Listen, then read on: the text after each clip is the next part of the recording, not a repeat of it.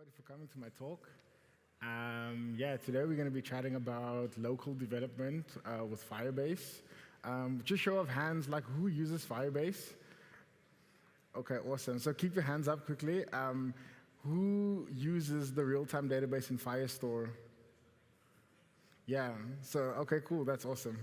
Yeah, I just wanted to know because like a lot of the time I find that a lot of people have their own backends and stuff that they're writing, and they don't really use like Firebase in terms of real-time database in Firestore. They more like have their own backends and they use the other products within Firebase. So because Firebase has quite a bit of products. But yeah, so I'm going to be talking about this. So just a quick background on me, who I am. So I'm a senior Android engineer at Paystack. We do payments in Africa. I'm also a Google Developer Expert for Firebase, and I do some Android and some iOS development. I also have a podcast called Talking with Apples, where I talk about mobile development. So that's cool. And then something random about me is that I do wildlife photography also. So I generally am always out like in the wild somewhere if I'm not behind my computer. Cool. So yeah, I want to kind of go back in time a little bit because Firebase is actually a product that's been around for a while. So this is kind of just like my history lesson. Oopsie. So Firebase has always been a product where you would be syncing your data from the real-time database in the beginning and Firestore. And this has kind of been a situation where it's always been cloud-based.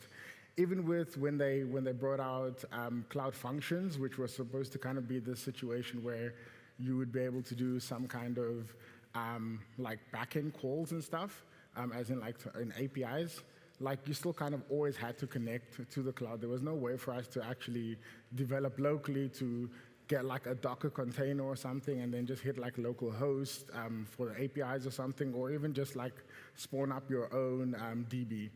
So it's always kind of just been that situation. Yes, it had real-time capabilities, but like you always had to be online. So some of the cons around this, right? So like I mentioned, you always had to be online. It felt like you were always developing in production because like you'd be hitting this database and it would be like, I don't know, is this the real one? Am I connected to the right specific like URL and stuff like that? You could be, obviously if you work in a team, this was kind of also problematic, even if you had like a dev version of your Firebase database. Other people could be working on it too, and then all of a sudden you're having issues while you're developing, and because people are like deleting data and like everything's just like crazy. So working with a team with like one database or a dev version of it is kind of like not great. The other thing is that your quota, because Firebase like gives you a free quota, a lot of people were using that for development. So like your monthly users, you wouldn't even kind of like have that free quota to kind of before you had to start paying, which kind of sucked. Yeah, and there was like a whole bunch of other things, like even like productivity was kind of like not really, really great. So there were some solutions to this. There were some hacks that I call it. So a lot of people would, like I mentioned previously, they would create a separate project, like a developer project, or they would ask each developer to pretty much like create one under their own like name and stuff like that, and then kind of just do that. And then they would have the production version of that, but that's also kind of like not safe because like of data and all of those type of things.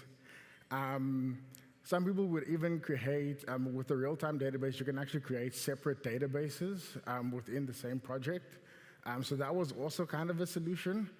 You could just kind of like change the URL within like your plist file if you're in iOS, or your JSON file on Android. And then like with iOS, they also had like you could do like different bundles and stuff, bundle IDs, where you could like attach like a dev thing, whatever, or you could have different package names. So there were hacks to kind of make it work, but like it wasn't really, really great. But you still had your whole online situation over there. Cool. And then came the Firebase emulators. So the Firebase Emulator has actually been around for quite a bit of time.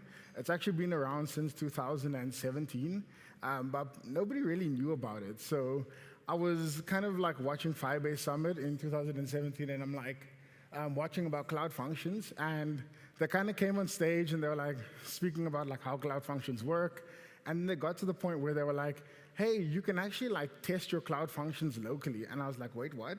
And that was very interesting to me. And they were like, hey, we have this alpha product.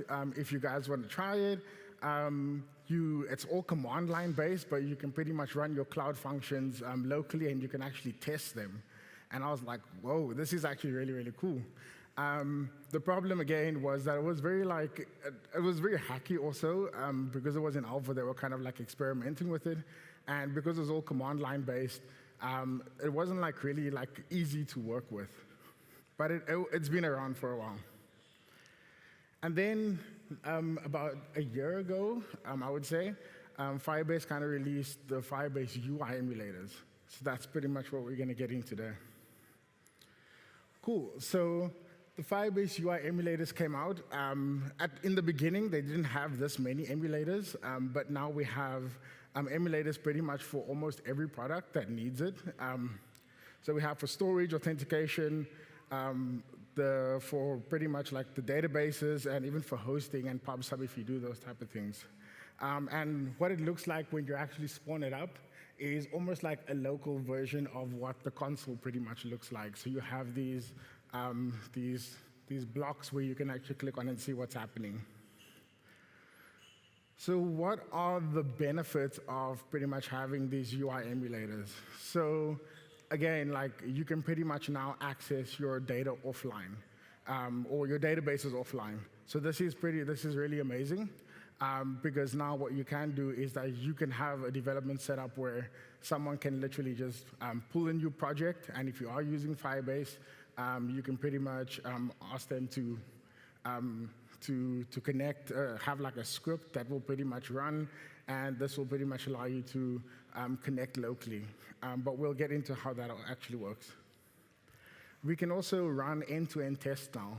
So this is something where it's kind of like not being great, because you couldn't really run a real end-to-end test with like real mock data or anything like that in your CI, because you pretty much have to figure out how you're going to give like a token, or you're going to have like a real database and stuff that you just like, or a fake project again, that will pretty much help you to do that. Now you can actually run these emulators actually in a Docker container. So inside of these Docker containers, they have Docker images, and you can pretty much like spawn the emulators up while you're running your CI tests, which is really cool. There's also a great way to import data, import and export data. So if you want to like just take a dump of your database that you have, like a dev version or production version, you can now actually just take that and like extract it, and then actually just dump it like in locally, and then you can actually look at a real comparison of like how things will actually react, or your changes that you're actually making. Something that I thought was really great is that it definitely, when I used it, it helped me with productivity, because now you wouldn't have all these issues in terms of like syncing things together, where people are just like there's hacks and everything that's going on over there. You can also now, with this, you can also now unit test your security rules. So they've actually, the Firebase team's actually built a really cool node package where you can actually write unit tests now for your, against your UI emulator. That actually helps you figure out like if your security rules are the way that you actually want them to be. And yeah. Best of all is that this doesn't actually contribute to your quota. So like if you do have that free quota now, you don't have to spend it actually with your development. So some of the limitations though, there used to be a longer list of limitations which were more around the fact that some emulators didn't exist. So like authentication, like a lot of people ask for like, hey, I do authentication, like how do I use the emulator to do my authentication? You couldn't in the beginning. And also for storage, But over time, that actually changed, and they actually built authentication emulators also. So we'll get into that a little bit later. And then also, the storage emulator was exactly the same. But the limitations that we do have now, though, is all based on permissions. So if you have any kind of like permission-based access for like authentication or for specific databases or anything like that for like your storage, like there's no way really to mimic that. They try to build these emulators as close to how production works, but obviously there's specific things that they can't really like give you locally, right? And then also like if you specifically with cloud functions, for some reason like retries don't work. So and you also can't test things like cold boots and stuff like that, where cloud functions like take some time to start up and stuff like that. Obviously, it's just going to be instant on your machine, right? So like, if you have anything like that, where you have like when it's kind of like scaling and it kind of goes down because no one's using it, you kind of can't measure those type of performance issues. So just keep that in mind.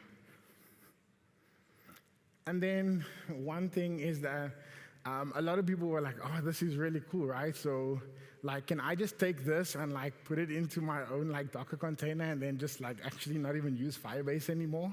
And pretty much like, yeah, I have like how it works, right? So I can just like put it in there and then like run it myself. You shouldn't do that for like your own production environments. Like Firebase, this is not a complete replica. It's about like 90% of what they have in production. But I mean, the way they're scaling and all of those type of things are completely different. So please don't try and use this like as your production environment. All right, so we're going to jump into getting started and how we kind of get this whole kind of like UI emulator set up. So you need Node. You need Node 8 or greater. I'm sure everybody has Node 8 or greater. And this is obviously because we're going to be using the Firebase CLI. So we need to install that. And then we need Java. As Android developers, we already have JDK installed. I did this talk with for iOS developers, and they were like, I don't understand why I need Java, like the JDK installed. But like the way they've built it, it needs the JDK. I actually don't even know why. So like, yeah. And then how we kind of get this installed. So we do an npm install. This is pretty much just to get the CLI for the Firebase tools. Then we need to log in into our specific Google account. So we'll do like Firebase login. If you want to run this on your CI, you will pretty much do Firebase login :CI, and then this will actually generate a token for you to be able to use, which is really cool. So that's just over there. And then we need to do Firebase init if you're having a completely new project. And then this is where we get to the emulators. We can do Firebase initialize the emulators. And what this will actually do is it will bring up a console for you where you can choose which emulators you want to install. You can click the emulators, and then this will literally pull down all the packages. I'm guessing these are probably like Java, something to do with Java, where they kind of like pull these things down to actually spawn the emulators. And then to pretty much like initialize this, you do Firebase Emulator start, and this will actually just start up all the emulators that you have for that specific project. So this is interesting also because when you pretty much create a normal Firebase project, if you're using Android, like you don't really have this JSON file. But if you're ever doing like any kind of like web development with Firebase and you create a new project, you always get a firebase.json file. So this is kind of useful for when you have like different security rules and stuff like that. But it's also useful for the emulators because you can actually you can bind different ports. So Firebase has a whole bunch of ports that are pretty much like standard.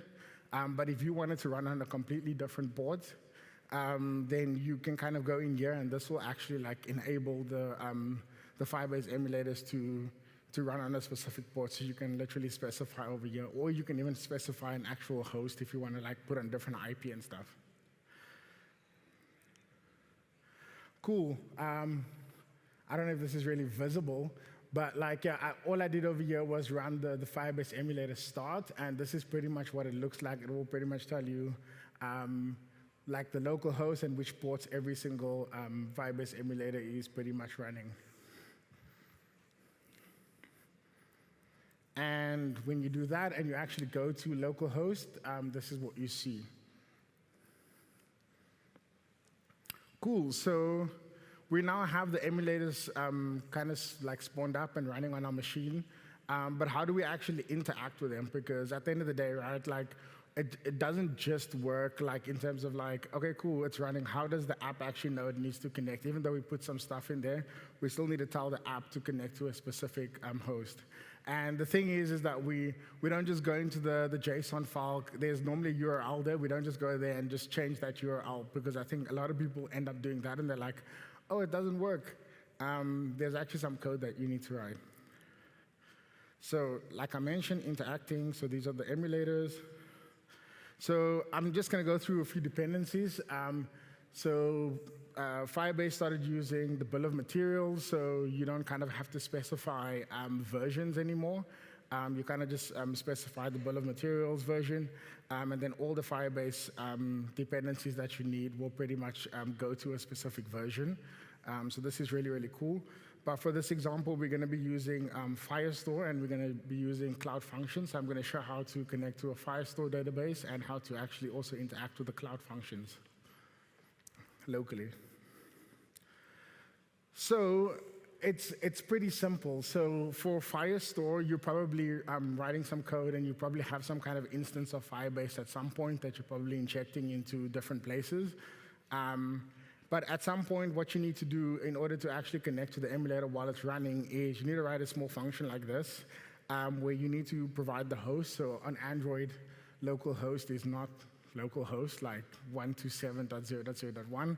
It's 10, I don't know why. Like, if anybody can ever tell me why this is this IP address, it would be great. You kind of have to put that host. You need to, in that Firebase instance, you need to then say, I would like to use the emulator. And you need to use this specific instance. Whatever this instance is, you need to then use it wherever you're using Firebase. It will pretty much like replicate this over any kind of like Firebase instance that you're using. And then you provide the port that you want to connect to. And then from there, you need to add it to this builder. So you need to say like, hey, I have some settings, and please build my Firebase instance. What I also did over here is that I set the persistence to false, and the reason for that is that sometimes if you actually have persistence to true, you actually cache it. There's a lot of caching that's being done. So sometimes what will happen is that if you don't set this to false, then you'll try and connect to the emulator, and all of a sudden, like, it's not connecting because it's still actually looking at the IP address from the specific initialized value. And that's pretty much it. And when you do that, you can pretty much connect straight to the database. So I'm just going to play a quick demo. And what this demo pretty much, I don't know if this is visible. Let me make it bigger. So I'm logging in. So what I literally pulled, I forked a random Android app, and just to test it, so to kind of like show the use case of testing. Well, what's happening now is I've authenticated, and I've actually authenticated like you can kind of do like a mix and match situation also, where you can do stuff like Firebase, the Firestore emulator. You can literally go and do that locally, and then you can do authentication still like against Cloud Functions, against the actual real console. And what I'm doing here is pretty much like I'm just changing values. As you can see, I'm on localhost 4000, and I'm pretty much like changing the values, and it's changing within the application over there. And this is pretty much just a sample to show you that like it actually does work, just having those few lines of code. So yeah, pretty much the sample is showing the mix and match also, authenticating against the real Firebase Google login, or the and then using localhost for the DB. Cool. how do I get this back to presentation mode? Awesome. And then I just want to show you how Cloud Functions work. So this is like a really random Cloud Function that I wrote, something just simple, like a hello world type situation, where I pulled in the, this is JavaScript, so I'm sorry if like this looks crazy. Like I'm not a good JavaScript writer. So yeah, this is, I did Firestore, the admin SDK, because you need that, and I'm literally just creating an HTTP Cloud Function where you could pretty much hit the Cloud Function like if you went to the URL. So this is just a get to do some, and then I'm literally doing a get and the actual URL. And then what this will do is just add some JSON data over there into my Firebase database. So, in order to connect to Cloud Functions, it's very similar. A lot of people actually don't know that you can actually connect to your Cloud Functions. Firebase actually has an SDK for Cloud Functions. You don't have to connect it straight from your Android code.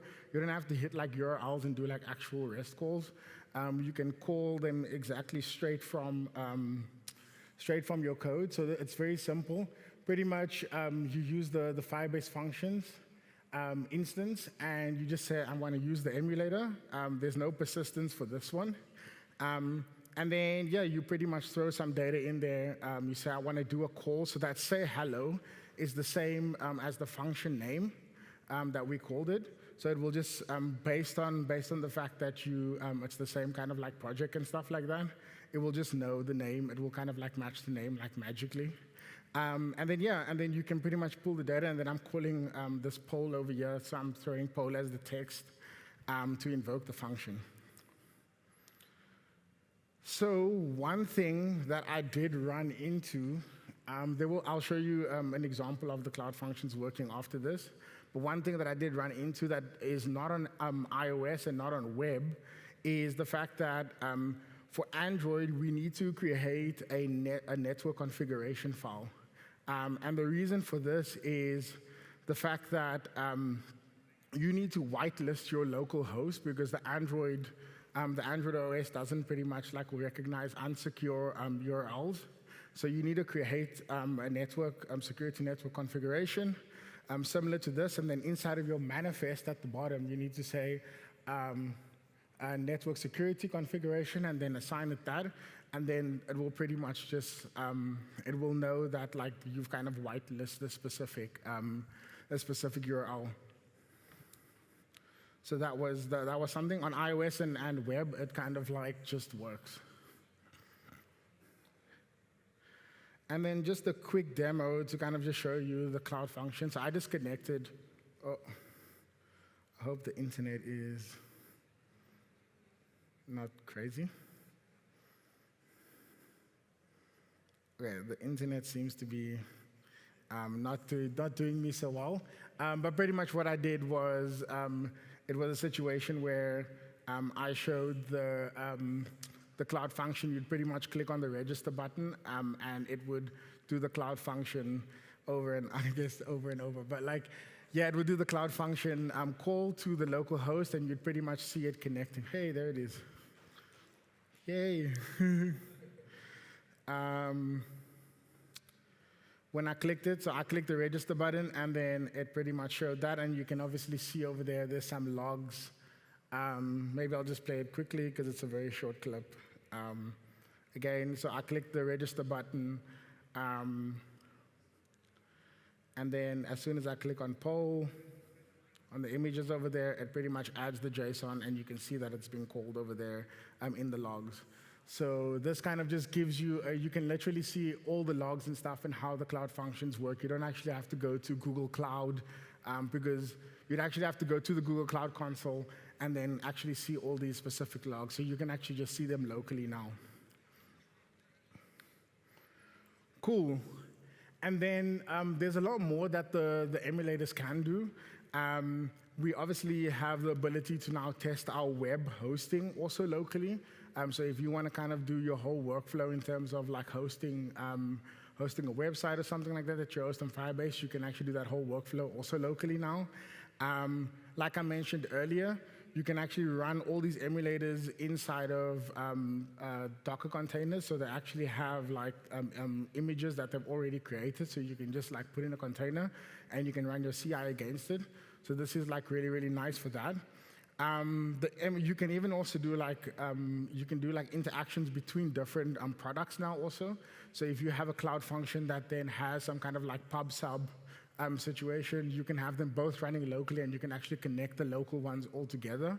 So this is kind of great, even if you have like authentication now with authentication emulator and you have the storage emulator, everything can kind of just work because you have everything in a local environment. So that's really, really nice. Yeah, and then you can interact with the real-time database. That's also really, really great. And then you're still able to connect, like I mentioned, to external services. So there's a lot of people that still want to, let's say, do authentication and make sure that that's always working. You don't kind of want to be like doing it manually, so you log in like for real all the time. You can do that and then link specific things to emulators and then like mix and match them. So I think that's also something that's really, really great.